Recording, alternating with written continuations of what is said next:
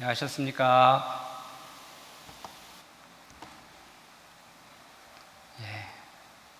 너무 오래간만에 이렇게 성전에서 우리 식구님들 뵙는 것 같습니다. 추석 명절이라 다들 분주하시고 마음도 몸도 가족들과 친척들과 보내야 될 중요한 시기인데 또 이렇게 예배의 시간을 잊지 않고 참석해 주신 우리 식구님들 감사드립니다. 먼저 우리 본문 말씀 같이 한번 봉독하겠습니다. 신통일 한국을 위한 싱크탱크 2022 희망전진대회 때 12일 날 참 어머님께서 주신 말씀이 되겠습니다. 이제 한반도의 통일은 이루어집니다. 이 한반도로 시작한 신태평양 문명의 문화는 아시아 대륙을 통해서 전 세계로 활발히 펼쳐 나아가고 있습니다. 과거 대서양 문명권 시대와는 달리 공생, 공영, 공의의 참사랑, 참가정 운동으로 세계 모든 의인들과 종교계 많은 선한 백성들이 동참하고 있습니다. 나는 다시 한번 이 민족에게 바랍니다. 등잔 밑이 어둡다고 밑에만 바라보지 말고 위를 향해 하늘의 음성을 듣는 이 나라의 정치인들이 되기를 간구합니다.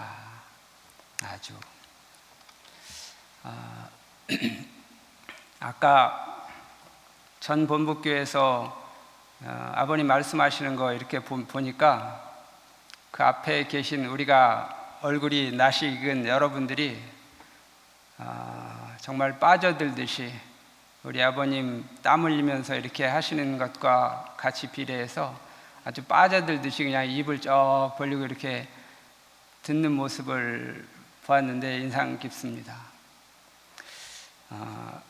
우리가 너무 큰 스승을 만났어요. 커도 너무 큰 스승이시라 가늠할 수가 없습니다. 그냥 한국에서 최고, 세계에서 최고가 아니라 천주에서도 가늠할 수가 없는 만큼의 큰 스승을 만나다 보니까 우리가 얼마만큼 큰 분인지를 다 모르고 지나간 세월이었던 것 같아요. 그 크신 스승은 다 보고 계획하고 준비했지만 제자로 불리움받은 이들 중에는 정말로 우리 그 크신 스승에 어울리는 많은 빛나는 분들이 계셨지만 또 다 그럴 수는 없었겠잖아요. 그러다 보니까 미처 그 큰 뜻 참 미처 헤아리지 못하고 이렇게 사셨던 우리 식구님들도 사실 많이 있었다고 생각합니다. 저 또한 그 큰 뜻 몇 분의 1이나 헤아렸을까 하는 생각을 다시 한번 해보게 되는데요. 우리 통일가의 전통 중에 하나가 우리 참부님께서 원단 새해 1월 1일 그러니까 하나님의 날을 맞이하기 전에 같이 철야를 하면서 카운트다운을 하고 원단에 축도를 해주시고 휘호를 내려주셨어요. 그 통일가의 전통이 있었는데 그 전통이 공식적으로 시작된 연도가 1960년 1월 1일이라고 이렇게 기록되어 있네요. 그때 주신 말씀이 바로 생애 최대의 실적을 남기자였습니다. 1960년인 줄 몰랐었지만 이렇게 조사하다 보니까 이때부터 연두표를 주시면서 그 다음 해에는 61년도에는 우리는 아버님의 대신자가 되자, 62년도에는 보여주고 자랑할 수 있는 자가 되자, 63년도에 승리적 주관자가 되자, 이런 식으로 꼭지 말씀을 원단에 이렇게 주시게 되었던 것 같습니다.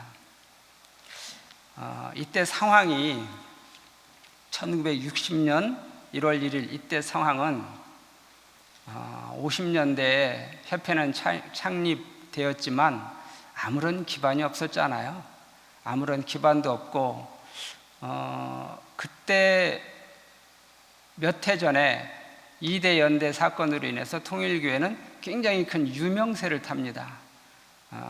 좋은 쪽이 아니라 아주 비난의 한 중심에 섭니다. 그 비난도 그냥 어느 교회 하나가 우리를 비난하는 것이 아니라 국가와 종단이 합해서 이대 사건이라는 이 매개를 중심하고 이 기독교회 전체가, 기독교회도 파가 많잖아요. 그런데 통일교회를 반대하는 일에서는 파가 필요 없어요. 모두가 연합작전을 펼쳐가지고 통일교회 반대, 극렬하게 반대. 거기다가 국가 권력까지 힘을 합칩니다. 그 이후에 참부모님께서는 굉장히 큰 시련과 고초를 당하시게 되죠. 그 시련과 고초를 지내면서 참 아버님 40세가 되는 1960년, 그때 1월 1일에 주신 말씀이에요. 우리는 아무것도 없고 마치 어둠 속에, 절망 속에 있는 듯 했지만 그때부터 40이 지나는 지금부터 이제 내가 좀 시작을 해야 되겠구나 라고 아버님께서는 구상하고 계셨던 것 같아요. 그리고 어머님을 곧 만나시게 되시죠. 그리고 참 부모님으로서 공식적으로 성혼이 이루어지는 그러한 해이기도 합니다. 그 역사적인 1960년 1월 1일 가장 처음으로 연두표라는 이 주제로 말씀을 주신 내용이 생애 최대 실적을 남기자라는 이 말씀이셨습니다. 우리 선배님들의 개척시대의 이야기, 그 간증, 요즘 우리가 아침 정성 시간을 통해서 듣고 간증, 그 다음에 우리 원로 목회자회에서 이렇게 발간한 이런 책자를 통해서 이렇게 그 내용을 이렇게 접하면은요, 이거 얼마나 힘이 나는지 몰라요. 마치 그냥 이 들썩들썩하고 몸이 가만히 있을 수가 없는 것 같아요. 하물며 그 선배님들의 그 간증만 들어도 그런데 그때 참부모의 말씀을 직접 듣고 그 속으로 빨려 들어갔으니 우리 선배님들 어떻게 가만히 있을 수가 있으셨겠어요. 커도 너무 크신 그 스승의 그 구상과 완전히 하나 될 수는 없었겠지만 하나 되려고 얼마나 애를 쓰셨겠어요. 그러다 보니까 발이 땅에 붙어 있을 새가 없죠. 집에, 고향에, 가정에, 내 직장, 내 학교가 문제가 아니었던 거죠. 그 모든 걸 초월하고 마치 내가 아닌 듯 우리 스승에 발맞추다 보니까 그렇게 나갔던 우리 통일교회의 역사 아니었나라는 생각을 해봅니다.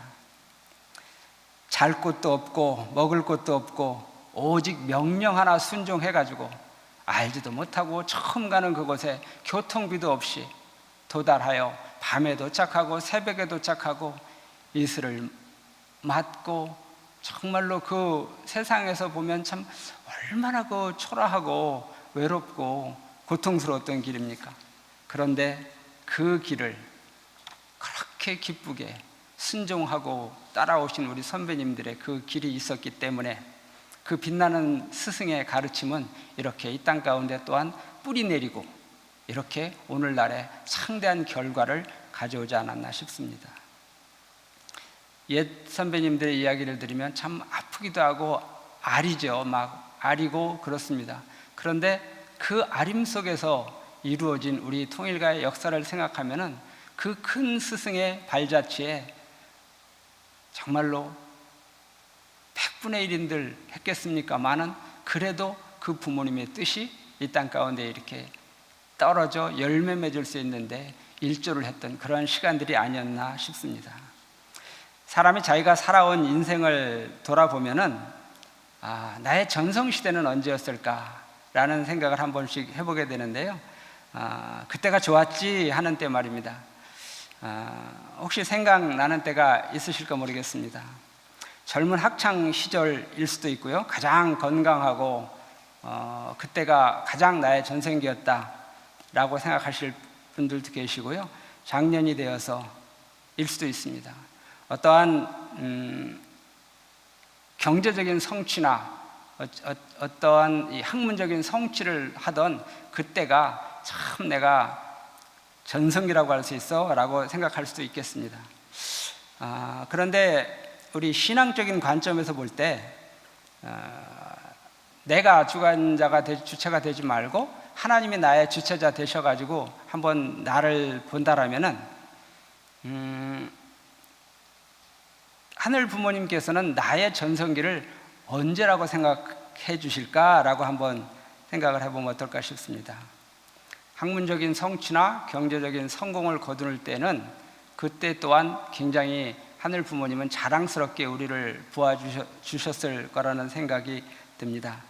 그러나 복기 섭리를 이어오는 하늘 부모님의 입장에서는 뜻을 알고 새 생명을 전해준 저 식구 한 사람이, 저 축복가정 한 사람이 그 뜻을 마음속에만 새기지 않고 주변에 또한 펼쳐 나아갈 때 그 때를 하나님께서는 귀하게 보지 않으셨을까 하는 생각이 드는데요. 학식이라든지 재물이라든지 건강이라든지 이런 능력, 이 모든 것들은 결국은 하늘 부모님이 우리에게 주셨다라면 그것은 언제 무엇을 위해 쓰여지면은 하늘 부모님은 우리를 더 기쁘게 보아주실고 우리의 전성기라고 생각해 주실까라고 한번 생각을 해보게 됩니다. 어두움에서 빛을 얻은 우리 축복 가정들,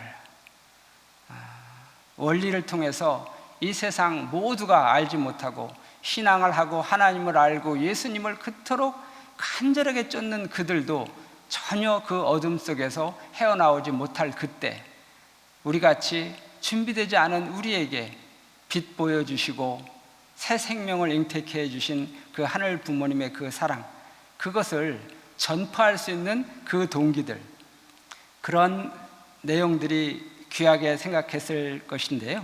그런 의미에서 우리 식구님들 한 분 한 분이 정말로 내 인생의 전성기는 그때였다라고 생각하실 때가 있으리라고 생각합니다. 저도 한번 그 얘기를 한번 우리 식구님들께 해보고 싶습니다. 저는 말씀을 준비하면서 제가 성인이 돼서 이 분가를 한 다음에 이사를 몇 번 했나 이렇게 보게 되었는데요. 주민등록표를 이렇게 뽑아보니까 16번 이사를 했더라고요. 그러니까 이 분가를 해서 나와서 제가 세대주가 돼서 16번을 옮겨 다녔는데요. 보통 이제 교회 주소에 이렇게 주소를 교회장을 했으니까 주소를 교회에 이렇게 옮겨 놨었고, 아니면 뭐 교회 목회를 못하고 있을 때는 어떤 뭐 남의 집에 이제 방을 하나 얻어서 이렇게 살던 그런 주소였어요. 그런데 딱 한 번 제가 만 27살 때인 1992년 9월 16일에 전입한 지방 도시에 있는 마침 이름이 또 용산 아파트였네요. 용산 아파트 9동 308호에 제가 전입이 되어 있는데요. 이것은 제가 처음이자 마지막으로 구입한 제 집이었습니다. 92년도면은 제가 산만상 축복을 받았기 때문에 92년도면 제가 축복을 받는 해입니다. 8월 25일이 축복일이니까 9월 16일 날 제가 전입을 했으니까 한 달도 채 되지 않아서였어요. 한 달도 채 되지 않아서 제가 전입 신고를 했더라고요. 축복받고 가정을 꾸려야 되겠다는 생각이 들잖아요. 이제 나도 이제 혼자가 아니라 이제 아내가 생겼으니까, 가정이 생겼으니까 이제 집이 있어야겠다라고 생각을 해서 그동안 아끼고 저축한 돈으로 이제 작은 아파트를 하나 구입을 하게 되었습니다. 저는 부모님이 좀 일찍 돌아가셨어요. 어렸을 때 돌아가셨기 때문에 대부분이 그렇지만 이 따뜻한 가정에 대한 그리움이 좀 남달랐습니다. 그러다 보니까 사실 제가 축복받을 때 축복비가 100만 원이었어요. 100만 원, 이 헌금이. 그런데 그 축복비도 없는 친구들이 사실은 많았거든요. 그런데 저는 그때 아파트를 하나 샀으니까, 작은 아파트지만 아파트를 하나 샀으니까 저는 축복받으면 정말로 내 색시 제일 행복하게 해주겠다, 제일 편안하게 해주겠다라는 그런 꿈이 있었던 것 같아요. 그래서 이제 집을 샀으니까, 축복을 받았으니까 이제 전화를 했어요. 그때 일본에 이제 집사람이 일본에 있었으니까 전화를 해서 당신 오면은 행복하게 살 수 있는 집을 한 칸 마련했습니다. 작은 아파트지만 우리 거기서 행복하게 잘 살아봅시다. 이렇게 얘기를 하니까 보통 반응이 기뻐해야 되는 거잖아요. 참 어렵게 샀는데. 근데 우리 집사람이 그 소식을 듣고서 전혀 기뻐하질 않아요. 기뻐하질 않으면서 아주 걱정이 많은 듯한 저기를 지으면서 왜 집이 있어요? 나한테 그러는 거예요. 그래서 왜 집이 있는 게 아니라 내가 고생해서 이렇게 해서 그냥 뭐 남 안 쓰고 그래서 구입했다. 그러니까 이상하다는 거예요, 나보고. 그래서 이상하다 해서 그땐 제가 잘 몰랐어요. 사실 이해를 잘 못했어요. 근데 알고 보니까 나는 우리 집사람하고 좀 차이가 있었어요. 나는 축복받기 전까지는 교회에 헌신하고 교회 봉사활동도 열심히 하면서 이제 축복받으면 내 가정을 잘 꾸려나가는 것이 신앙인으로서 식구로서의 도리겠다. 이렇게 나는 계획을 하고 있었던 거예요. 그런데 우리 집사람은 그런 생각이 아니라 축복을 받았으니까 이제 우리 집사람은 이제 만 18살 때 일본 교회에서 이제 입교를 해가지고 10년간 헌신을 했더라고요. 나 만날 때가 10년째 헌신하던 해였습니다. 근데 주로 업무가 보니까 만물붓기예요. 만물붓기 해가지고 교회 헌금하는 게 그 일이에요. 그러다 보니까 일본 식구들이 자기 집 사고 그런 사람 없잖아요. 보통 있는 집도 팔잖아요. 근데 한국도 그러리라고 생각했는지 어쨌는지 내가 이렇게 신혼집을 구입했다고 하니까 전혀 기뻐하지 않아요. 오히려 그런 비신앙인의 모습이랄까? 뭐 이런 뉘앙스의 이야기를 하길래 저로서도 굉장히 좀 당황했던 그런 기억이 나는데요. 이런 집사람과 짝을 맺어주셨으니 제 인생이 제 계획이 굉장히 큰 변화를 맞게 됩니다. 제가 92년도 축복을 받은 다음에 가정 출발을 이렇게 하면서 개인적인 이러한 생활을 할 생각을 갖고 있었는데 집사람의 의도가 그게 아니었기 때문에 그때 이후에 기동대 활동을 출발하게 되었어요. 기동대 활동을 하다 보니까 돈이 많이 들어가잖아요. 자기가 해놓은 돈을 버는 게 아니라 오히려 기동대 활동할 때 돈이 많이 들어가잖아요. 뭐 집에서 돈을 받아서 이렇게 되는 게 아니라 하다 보니까 집사람의 또 권유도 있고 해가지고 그 집은 처분을 해서 선교 활동비, 그 다음에 그때 참부모님께서 전국 순회 특별 순회를 하실 때 각 지역에서 특별 헌금이 많이 필요했습니다. 그래서 저도 같이 그 집을 처분해서 헌금하면서 정말로 같이 무로 돌아가자고 하니까 뭐 집사람이 그렇게 얘기하니까 저 또한 뭐 그 말만 들어서 그랬을까마는 저도 그런 생각이 있었겠죠. 그래가지고 어쨌든 정말로 무일푼으로 다시 돌아가는 그러한 시간이 있었는데요. 그렇게 해서 저는 기동대 활동을 출발하게 되었어요. 기동대를 출발했는데 각오가 남달랐죠. 정말로 각오가 남다른 각오로 출발을 했는데 기동대 활동을 할 때는 정말로 처음 해보는 거죠. 처음 해보는 건데 정말로 감사하기 그지없는 은혜의 시간이었습니다. 저는 충청북도 기동대 팀의 조장을 하게 되었어요. 그때 충청북도 기동대 팀이 한 10여 명 됐습니다. 전국의 기동대가 한 10개 팀 정도 돼가지고 총 200여 명 정도의 인원이 전국에서 동시에 삼만상 축복 이후에 기동대를 했습니다.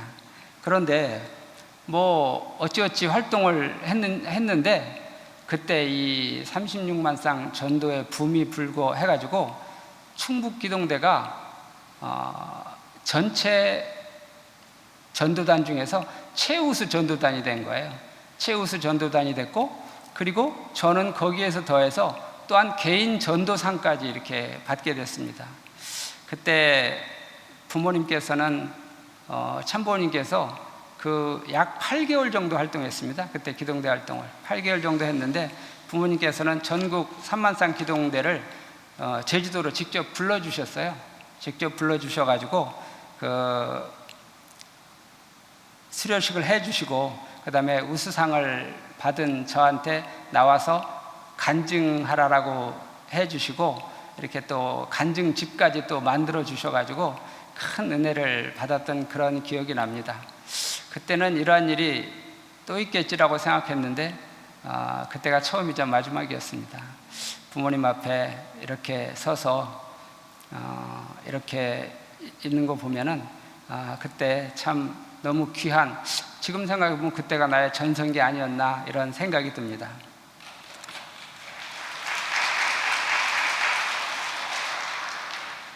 참 어머님께서 오늘 본문 말씀이 읽은 거 보면은 정말 아버님보다도 어머님은 더 간절하세요. 그리고 더 확신에 차 있으세요. 그런데 저를 볼 때 저는 그때 축복받을 때는 그렇게 뜨거운 심정으로 모든 걸 다 바치고 따라 나갈 자신도 있었고 용기도 있었고 또한 실적도 있었는데 지금의 저를 생각해 보면 이래가지고 어떻게 부모님을 모시겠나 하는 정말 이 자책감이 듭니다. 아버님도 안 계신데 어머님 홀로 오늘 본문 말씀에서 말씀하신 대로 남북통일은 이루어집니다. 아주 확언을 하십니다. 그 남북통일이 10년, 20년이 아니에요. 바로 곧 다가올 미래를 어머님께서는 아주 확언을 하고 계세요. 그러면은 어머님 홀로 하셔서 이룰 일이 아니지 않습니까? 이 일이. 그리고 어머님이 홀로 다 이루신다 해도 그 지역 기반이라든지 그 지역과 연결된 그리고 우리 식구들이 해야 될 사명이란 것이 또 있지 않겠습니까? 그런데 저를 놓고 볼 때 그때의 심정하고 너무 많이 사실은 부끄러울 정도예요. 더구나 지금은 부족한데 이렇게 큰 교회에 심우를 하고 있음에도 불구하고 이렇게 부모님 앞에 손발이 되드리지 못하고 심정이 하나 되지 못한 자기 자신을 돌아볼 때 그때의 그 심정에 반의 반만 따라갔어도 이렇게 있지는 않을 텐데 어떻게 코로나 핑계대고 뭐 핑계대고 핑계대려면 핑계는 너무 많죠. 안 해야 될 이유, 못할 이유는 너무 많아요.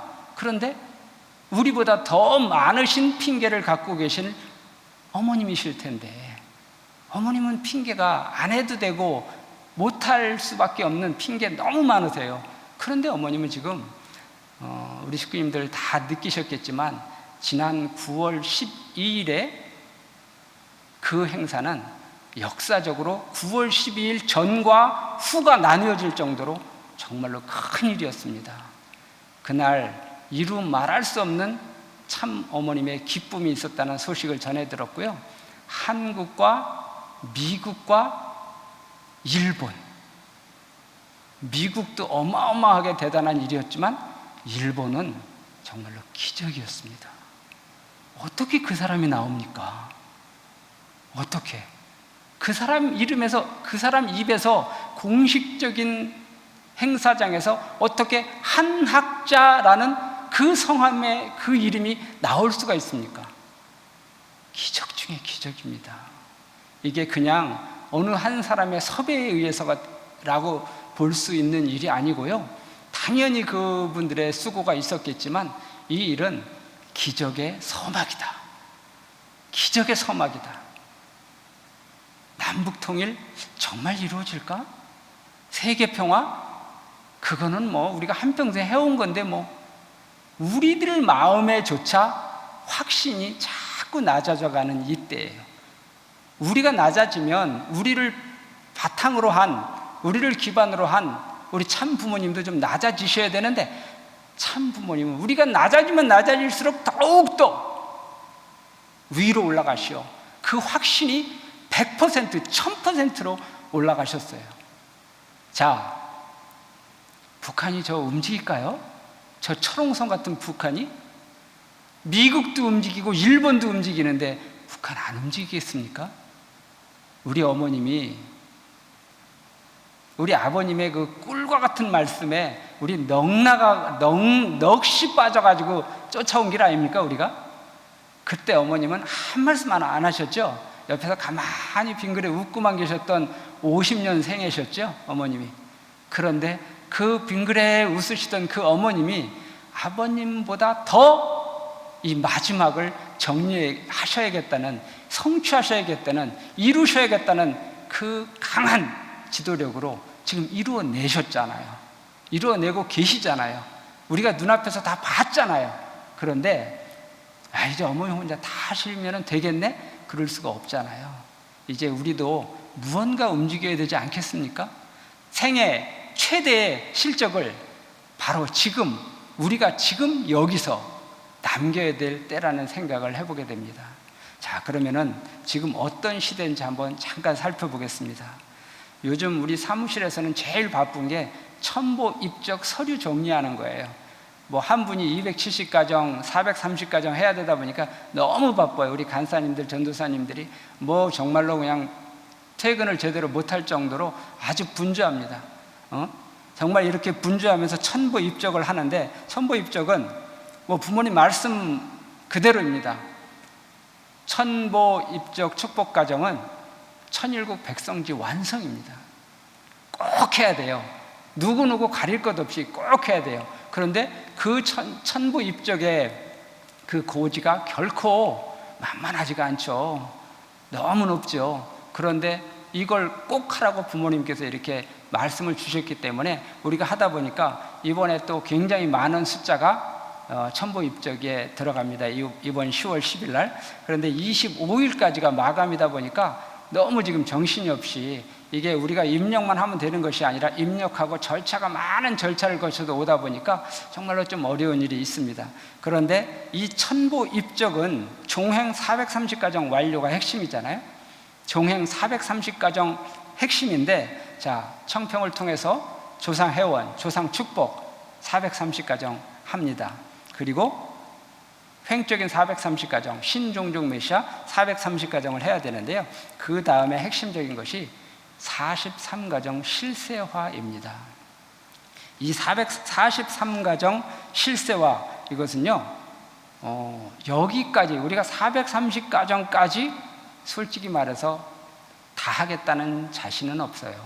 그래가지고 부모님께서도 아시고 조건적인 승리로라도 430가정을 하자라는 취지라고 이해를 하는 부분도 있고요. 그러나 43가정까지는 양보하지 못한다.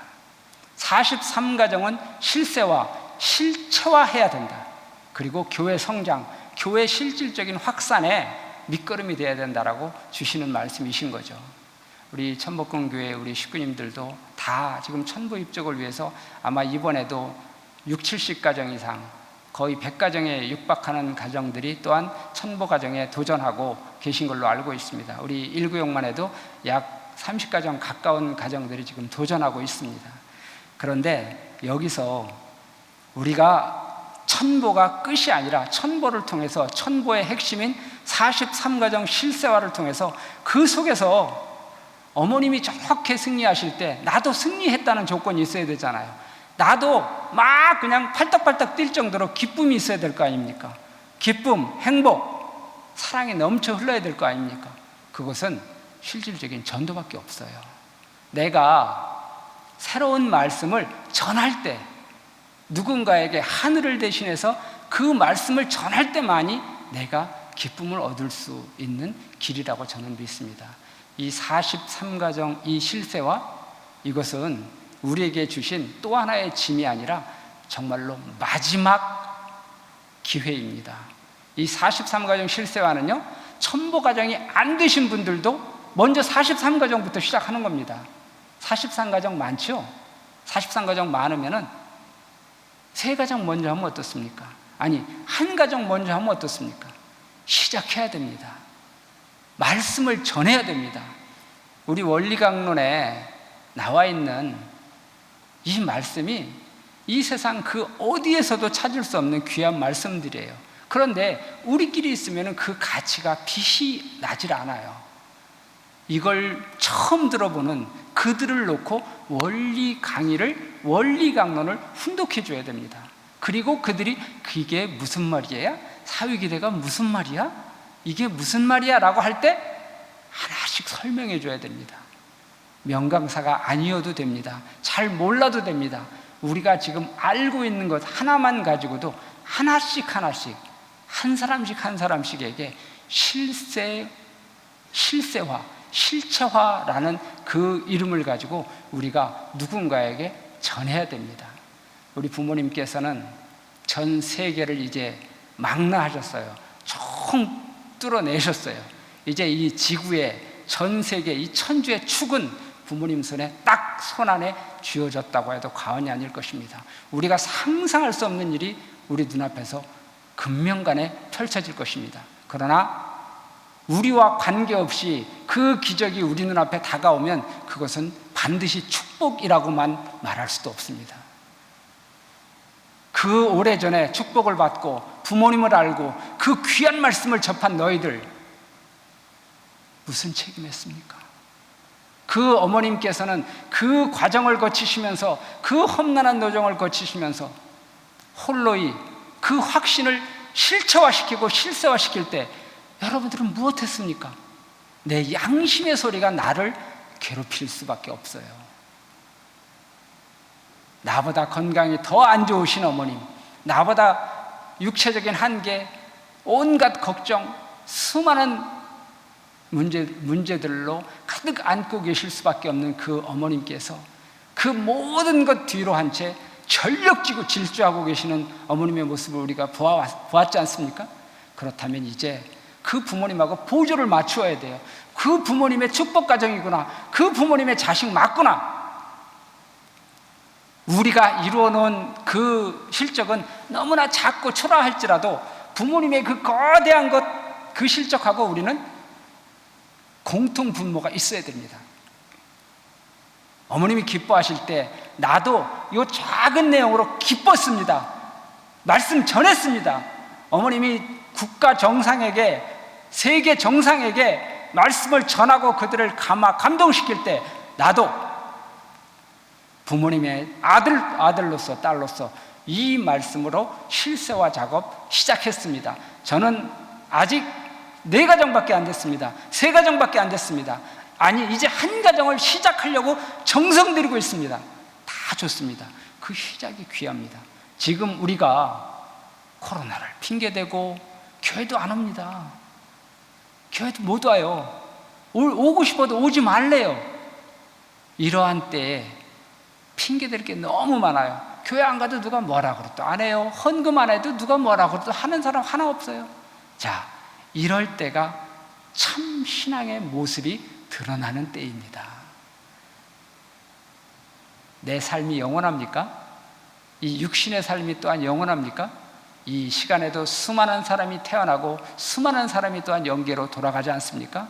우리 또한 우리에게 주어진 시간이 무한한 것이 아니지 않습니까? 이 시간 아껴 쓰시고 아직 건강이 있고 내가 움직일 수 있는 시간적 환경적 여유가 있다면 그 누군가에게 우리 같이 말씀 전하시자고요. 새로운 사람에게는 청천벽력과 같은 말씀입니다. 이 원리 말씀이 하늘이 반쪽이 날 수 있는 정말로 위대하고도 찬란한 말씀입니다. 우리가 그 위대한 말씀을 깔고 앉아서 아무에게도 전하지 않는다면 우리는 역사적으로 한을 남길 수밖에 없을 것입니다. 저는 요즘 조금 새로운 희망을 느끼고 있습니다. 이제 우리가 많은 일을 했지 않습니까? 그간 뭐 효정 포럼이라든지 효정 봉사단이라든지 여러 가지 일 많이 했어요. 그런데 이제 그 모든 것의 결론이요 귀결점을 바로 천보라고 정해주신 우리 참 부모님의 뜻과 함께 그 핵심되는 43가정 실생활은 우리에게 주신 커다란 사랑이요 기회다. 그 43가정을 1부터 시작하자. 한 가정부터 시작하자. 어떤 사람에게라도 좋다. 장소는 어디라도 좋다. 한번 그 말씀을 같이 전파할 수 있는 그 말씀을 전하는 것은 교회를 위하고 우리 공동체를 위하는 일이기도 하겠지만 바로 죽었던 나를 새롭게 살리는 그 일이 될 것이다. 작은 천복궁교회, 내 집은 내가 곧 작은 천복궁 아니겠습니까? 여러분들 한 분 한 분이, 축복가정 한 분 한 분이 거하시는 그 집이 작은 성전 아니겠습니까? 작은 천복궁 아니겠습니까? 이 대성전에 못 모이면은 모이게 되는 그날 이 성전이 차고 넘치도록 그들을 데리고 이끌고 올 수 있는 그 준비를 바로 이 코로나 시대에 만나지 못하고 오지 못하는 이때에 만들어내자. 우리 식구님들 한 분 한 분이 움직이는 그 손길 하나하나에 하늘은 역사해 주시고 남북통일의 성업은 부모님께 힘을 드리고 에너지를 드릴 수 있는 원동력이 될 것이다. 부모님만 기다리고 부모님만 하는 그러한 철부지 신앙은 이제 여기까지. 그리고 세상이 우리를 아직도 냉소하고 있는 그 내용에도 우리 주눅들지 말자. 겁날 것 없다, 무서울 것 없다. 시작하자. 우리 천복궁 식구님들이 먼저 같이 움직였으면 합니다. 이제 이 추석절로 분주한 이때 우리는 기회를 여기서부터 시작해야 됩니다. 추석절임에도 불구하고 이 많은 식구님들이 함께해 주신 너무나 소망적이고 너무나 희망적입니다. 저는 한 10분이나 오실까 했어요. 이렇게 많은 식구님들이 그 심정이 그냥 문자 안내 한 번만 했을 뿐인데 이렇게 참가하신 우리 식구님들의 그 열정과 그 심정 하나로 묶어서 참 부모님께, 특별히 홀로 고군분투하시는 참 어머님께 에너지를 전달할 수 있는 우리 천복궁교회가 되기를 소망하면서 말씀 마치겠습니다. 참 같이 일어서셔서 찬송 성가 23장 모든 것 다 바쳐 쌓아 나가세 1절과 4절 힘차게 같이 찬송 올리겠습니다.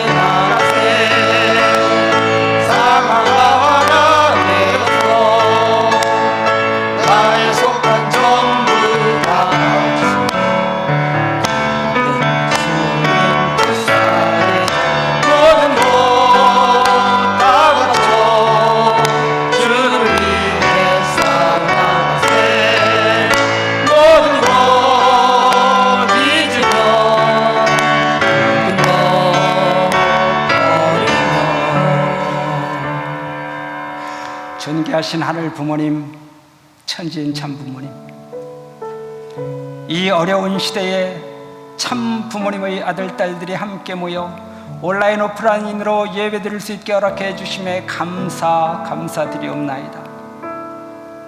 우리는 어두움 속에서 참 부모님이 밝히시는 한 줄기 빛을 따라오느라고 참 부모님의 옷자락만 꽉 잡고 어둠 속의 두려움을 이기려고 더욱더 부모님만 의지해온 신앙길이 아니었나 싶습니다. 참 부모님께서는 칠같이 어두운 세상에서 마치 야간 투시경을 통해 정확하게 나아갈 방향과 목적을 홀로이 아시고 이끌어온 섭리의 모습이었음을 알게 됩니다. 남북통일, 그 이름은 세상 사람에게만 잊혀져 가는 것이 아니라 우리의 마음속에서도 희미해져 가는 희망이었음을 이 시간 고백합니다. 지난 12일 참어머님의 그 처절한 수고와 그 정성으로 홀로이 준비하신 위대하신 승리 앞에 온 식구들은 감화 감동받고 마치 30년 전 참부모님의 북한 방문 때의 뉴스를 접한 것 같은 희망의 불이 타오르기 시작했습니다.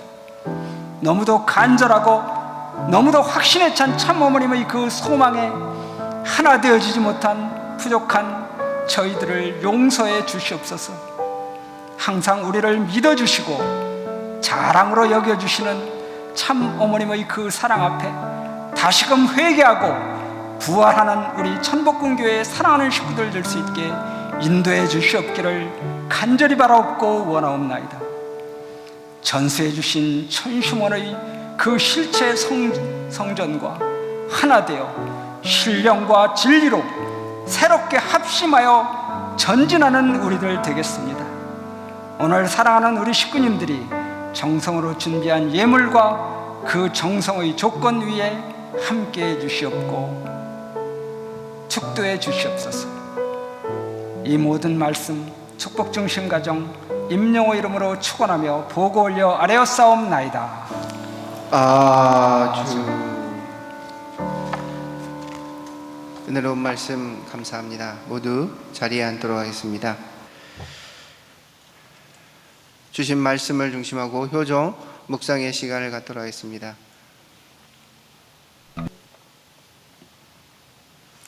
다 같이 일어나셔서 경배 드리도록 하겠습니다. 하늘 부모님과 천지인 참부모님께 경배.